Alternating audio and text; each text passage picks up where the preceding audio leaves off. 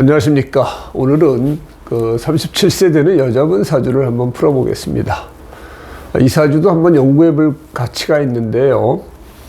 우리가 사주를 보다 보면은 우리가 요새 이제 갑진년 그 새해 좋은 일주, 좋은 일간 뭐 이런 식으로 해가지고 유튜브에서 나오는 그 방송이 많은데, 그 사주라는 게 그 8글자 다 그 분석을 해야 되고 대세운까지 다 봐야 되는 건데, 갑진년에 무슨 일간이 좋다, 갑진년에 무슨 일주가 좋다 이렇게 말씀하시는 분들이 있더라고요. 근데 일간하고 일주만 가지고 갑진년이 그 사람들이 다 좋아질까요? 그건 말이 안 되죠. 그 사주는 그 8글자를 다 봐야 됩니다. 그래서 흥미 위주로 사람의 관심을 끌기 위해서 그런 식으로 말씀하시는 거는 이해는 되지만, 역술가 분들이 스스로 격을 낮추는 그런 방송을 하지 않았으면 좋겠습니다. 흥미 위주로 하다 보면은 이게 희화화돼 가지고 신뢰를 잃어버리게 되죠. 그래서 명을 다루는 그 명리학입니다. 그래서 뭐 좀 더 진지하게 접근을 하고 풀어봐야 되지 않을까 그런 생각을 합니다. 이 일주도 어떻게 보면 정해일주죠.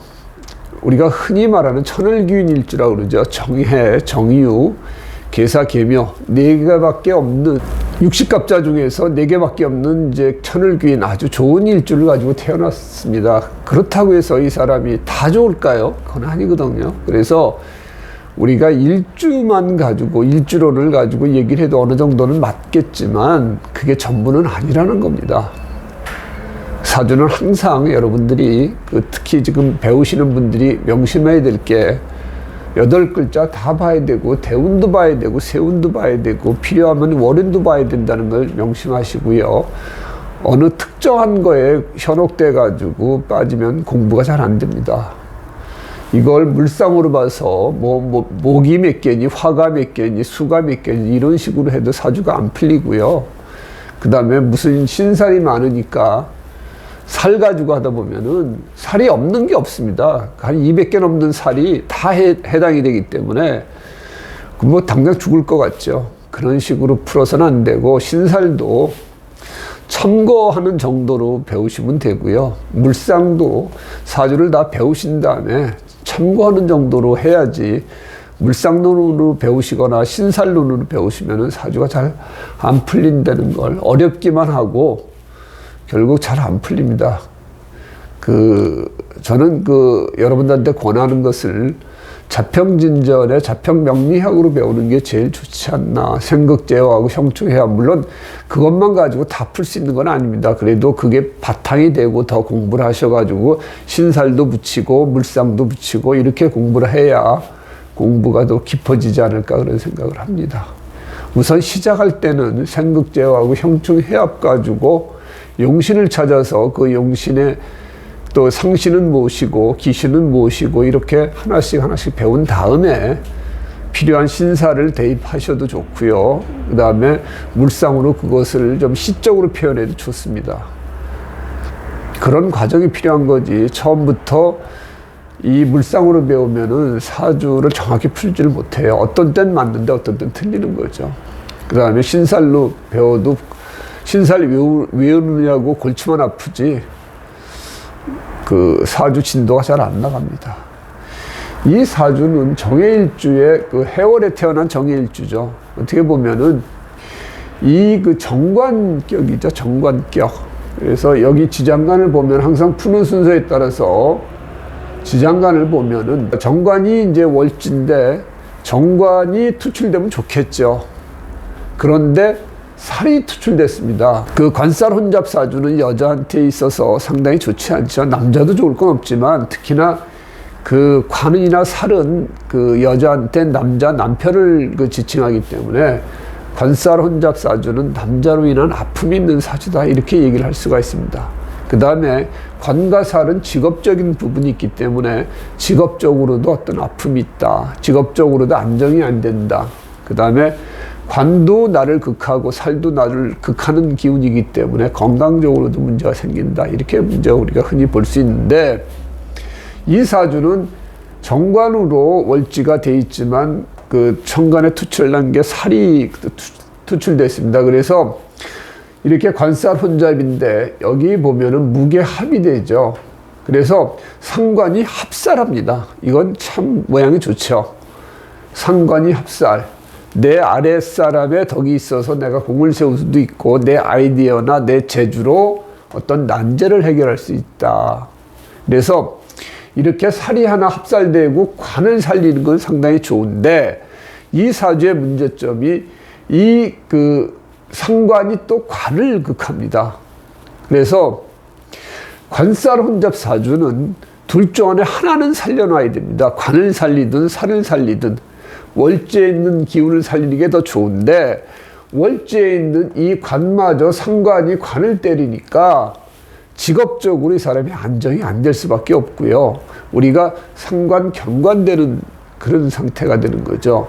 여기 물론 금기운이 있어서 토생금, 금생수 할 수도 있지만 이건 너무 멀어요. 그래서 금기운이 옆에서 금생수가 됐으면 상당히 좋았겠죠. 그런데 우선 통관시키는 그 기운보다도 옆에서 바로 극하는 기운이 강하기 때문에 이분은 직업적으로도 안정이 안 됩니다. 그리고 구체적으로 한 남자하고 해로하기가 쉽지가 않아요, 이 사람은. 이런 사주를 가진 사람은 한 남자하고 해로한다? 이것은 말이 안 되는 소리죠. 특히나 상관이 합살한 건 좋은데 또 하나 남아있는 게 상관입니다. 관이 들어올 여지가 없어요. 살도 못 들어오고요. 그러니까 기본적으로 상당히 좀 남자하고 연이 짧은 그런 사주다. 이렇게 얘기를 할 수 있습니다. 그리고 이 상관이 있으면은 인으로 눌러줘야 되는데 아니면 재가 있어서 통과를 시켜줘야 되는데 그러질 못한 거죠. 여기 재 하나가 좀 하나 있지만 물론 이래서 이 사람은 정관을 봐서 좋은 남자를 얻을 수 있겠죠. 그러니까 우리가 이렇게 얘기하면은 결혼할 때 남편 잘 얻었다 이런 얘기는 들을 수 있지만 인연이 짧은 거죠. 좋은 남자를 얻어도 그 사람하고의 인연이 짧으면 헤어질 수밖에 없는 거고요. 여기 금생수해서 정관을 살려주니까 자식덕은 있겠죠. 이게 자식궁이니까 여기가 배우자궁이고 여기가 부모궁이고 여기가 조상궁이죠. 그래서 그 관계를 가지고 자식덕이 있겠다 아니면 배우자덕이 있겠다. 그런데 인연은 또 별개로 봐야 된다는 얘기입니다. 그리고 이 사주가 운으로 보면은 금기운으로 흐르는 건 좋죠. 그 다음에 화기운도 좋습니다. 목기운도 괜찮습니다. 이 사주의 가장 또 문제점이 뭐냐면은 해월의 정화니까 힘이 없겠죠. 그런 상태에 있다가 뿌리가 하나도 없어요. 재관을 쓰는 사주는 뿌리가 있어야 그 재관을 제대로 부릴 수가 있는데 관살 혼잡했다가 합살 그 다음에 재관이 된 상태에다가 일간에 뿌리도 없고 사주가 상당히 좀 어렵게 돼 있습니다. 그래서 이 분은 살아가면서 삶의 어떤 우여곡절을 겪을 수밖에 없고 남자로 인한 아픔이 있을 수밖에 없다. 이렇게 우리가 생각할 수가 있겠죠.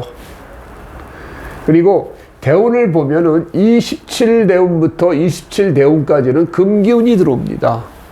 그래서 이 지지에 금기운이 들어오기 때문에 토생금 금생술에서 관을 살려줍니다.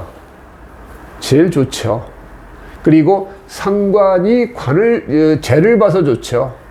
그래서 17세부터 37세까지 이 금기운이 들어왔을 때 이 사람은 제일 좋겠죠. 그래도 이 재관을 써야 되는데 뿌리가 좀 강했으면은 이때 상당히 좋았을 텐데 그렇게 좋긴 좋지만 아주 좋지는 못합니다. 재관을 제대로 부릴 수가 없다는 얘기죠. 그래도 이 상관이 관을 때리기보다 훨씬 좋기 때문에 이렇게 금기운이 들어오는 게 좋다 이렇게 얘기를 하고요. 이 화기운으로 흘렀을 때는 없던 내 뿌리가 들어오니까 좋습니다.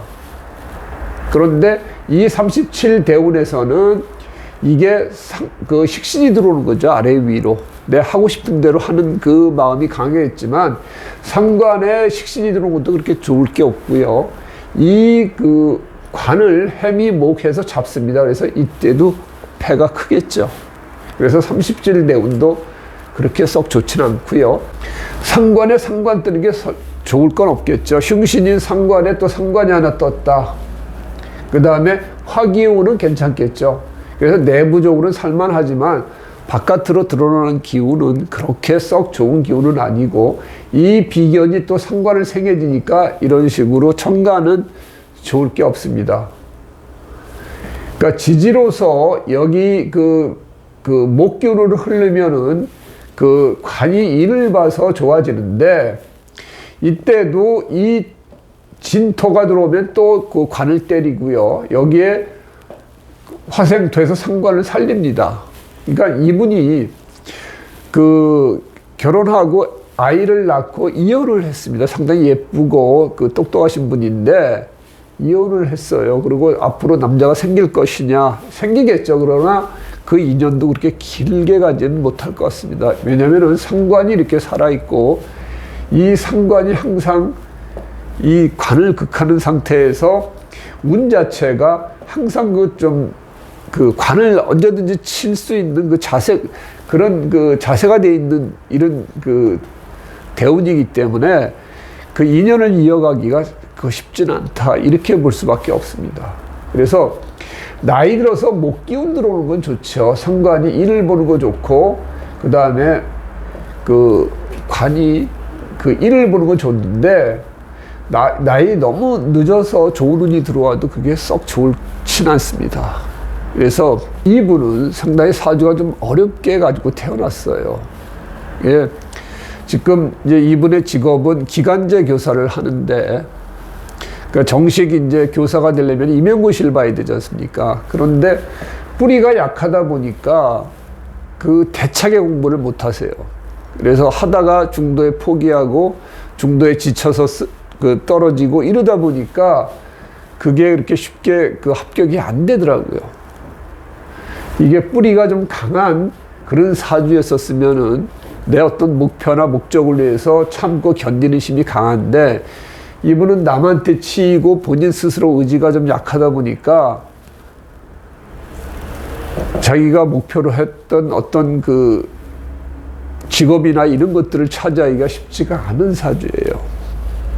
그래도 그 계명년에는 이 상관이 잡히고 상관이 합살하고 그 다음에 관에 문서가 들어오기 때문에 한번 마지막 기회다. 이 그 27 대운 중에서 그 계명년에 한번 끝까지 노력을 해봐라 이렇게 얘기를 했는데 결국 도중에 포기를 하더라고요. 참 안타까운데, 하여튼 사주를 이렇게 어렵게 가지고 태어나면은 상당히 좀 힘든 삶을 살 수밖에 없다. 특히나 여자분이 관사론잡의 사주를 가지고 태어났고 상관이 이렇게 많으면은 남자하고 인연이 상당히 좀 힘들다. 이렇게 얘기를 할 수밖에 없고, 또 직업적으로 상관은 관을 치니까 직업적으로도 안정이 안 된다. 이렇게 우리가 이야기할 수 있습니다. 오늘은 37세 여자분 사주를 가지고 한번 풀어봤습니다.